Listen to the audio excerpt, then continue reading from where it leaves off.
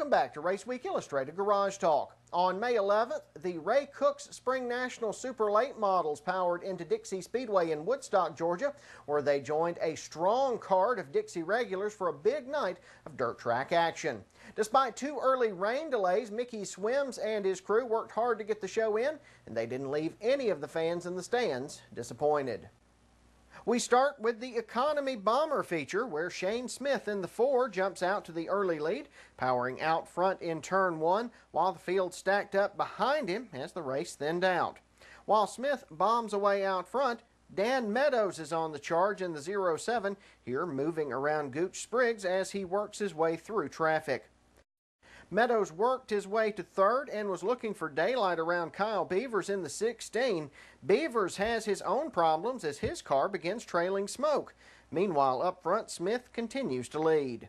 Final lap now, and Smith is caught up in lap traffic, cutting his way through while trying to hold off Meadows. He goes 3 wide coming to the finish line. At the checkered flag, it's Smith scoring the win, with Meadows in second, Tate Nicholson in third, Greg King in fourth, and Edwin Scott in fifth.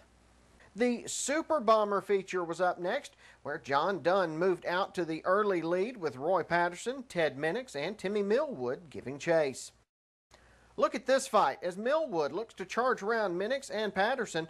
This fight would continue for several laps. All the while, Dunn has checked out. He's racing in his own zip code. But it all comes apart, literally, for Dunn. With just a few laps remaining, Dunn's engine goes up in smoke. His night is over. That hands the lead to Millwood. He'll hold off a hard-charging Kirk Atkins to pick up the Super Bomber victory. Atkins finishes in second with Daniel Brewer in third, Richard Bagby in fourth, and Minix in fifth. All eyes were on the scramble qualifier for the Ray Cooks Spring Nationals as second-generation racer Chase Elliott, driving Cooks number 53, was looking to make his way into the feature in his first dirt super late model start. He'd come up short, however, as Jake Knowles would win the 4-lap dash to transfer to the feature. In the limited late model feature, Cass Fowler in the 9 would move to the early lead, with Chuck Paget in second and Oliver Gentry in third. Meanwhile, back behind the leaders, the field looks to sort itself out with some 3-wide racing. Everyone would make it through as Fowler moves out to a comfortable lead. Some great action here as Gentry, Paget, and Derek Rainey put on a 3-wide fight for second. After a brief caution, Fowler moves back to the lead while Gentry and Paget continue their fight for second place, with Rainey again looking to be a part of it. That would pull Mike McConnell up into the battle as he pulls past Paget and sets his sight on Gentry, looking for even more real estate. While they slugged it out behind, Cass Fowler pulls away. He'll lead flag to flag to score the limited late model victory. McConnell will slide by for second with Richard Yeoman in third, Gentry in fourth, and Nicky Prosser in fifth. Then it was time for the main event with the Ray Cooks Spring National Super Late Models set to do battle in a 50-lap feature. The event started with a 4-wide salute to the fans as 22 cars lined up in 6 rows prior to the start. The race would have a traditional side-by-side start, with Riley Hickman jumping out to the early lead.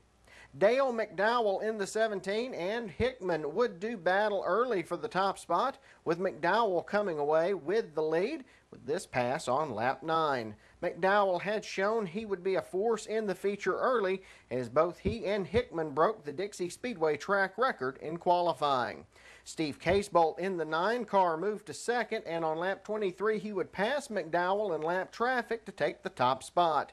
From there it was all Casebolt's show as he went on to score the victory by a healthy margin over McDowell. Casebolt makes the trip to Dixie Speedway's victory lane and gets congratulations from track owner Mickey Swims. Casebolt would pocket a cool $6,000 for the win, and more importantly, the points he earned helped him to lock up the Spring Nationals Championship title after the season finale was washed out at Boyd Speedway in Ringgold, Georgia on May 17th. Billy Ogle Jr. finished in third with Aaron Ridley in fourth. Sean Chastain came home in fifth. The crate late models were up next with Hunter Jones in the number 54 jumping out to the early advantage, but he would see that advantage go away when several cars tangled coming off turn 2, including Vernon Smith, Stephen Height, and Brandon Rapp. On the restart, Jones jumped out to the lead with Maysville, Georgia's Madeline Crane moving to second and Justin Shipley in third. Jones would have to work at one point to hold off a challenge from Justin Shipley, but went on to score the victory. Shipley finished in second with Crane in third, Pete Cochran in fourth, and Vernon Smith in fifth. Time for us to take another break. When we come back, we'll take a look at racing action from around the region. You're watching Raceweek Illustrated Garage Talk. We'll be right back. For 30 years, the best of the best racers in the country have traveled to Jefferson, Georgia to fight for the title King of the Short Tracks. The fight continues at Gresham Motorsports Park as Slack Auto Parts presents the 30th Annual World Crown 300 on July 4th. The fireworks will shine bright on the high-banked half-mile as Dawsonville, Georgia's Chase Elliott looks to defend his crown against fast aces like Bubba Pollard, Augie Grill, Daniel Hemrick, TJ Reed, Spencer Davis, and more. And when the action is over on the track, things will get hot overhead with a huge fireworks display sponsored by Royal Oak. Get $5 off with a discount coupon available at Slack's Auto Parts. Active and retired military and their families get in free with a military ID while supplies last, courtesy of Kipper Tools.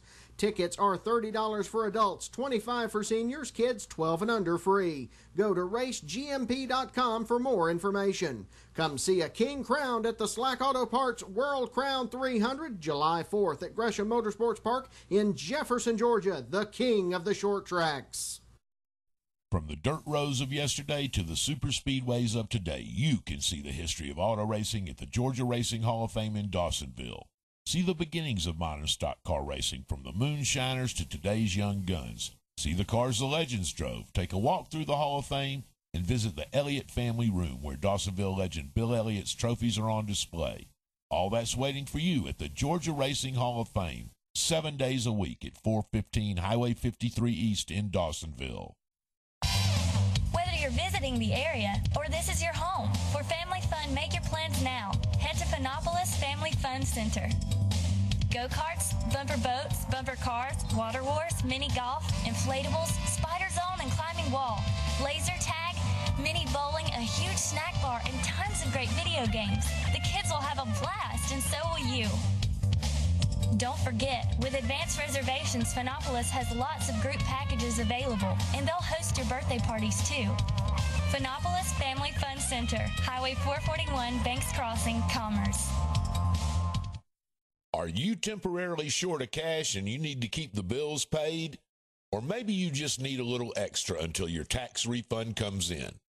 I have the answer for you. Money Max Title Pawn. With a clear title to your car, you can be in and out of Money Max in a matter of minutes. And no credit check ever. Money Max Title Pawn, 2293 North Elm Street in Commerce. The Dawsonville Pool Room in Dawsonville, Georgia is known for two things: great food and racing. If you're hungry, it's the place to stop for a world-famous bully burger or some other good down-home cooking. Let Gordon GP and the crew take care of your breakfast, lunch, and dinner needs Sunday through Thursday 10 to 10 and 10 to 11 Friday and Saturday. Check out the huge displays in honor of Bill Elliott, Raymond Parks, and Georgia's other racing heroes. That's the Dawsonville Pool Room, East 1st Street in Dawsonville. We'll see you there.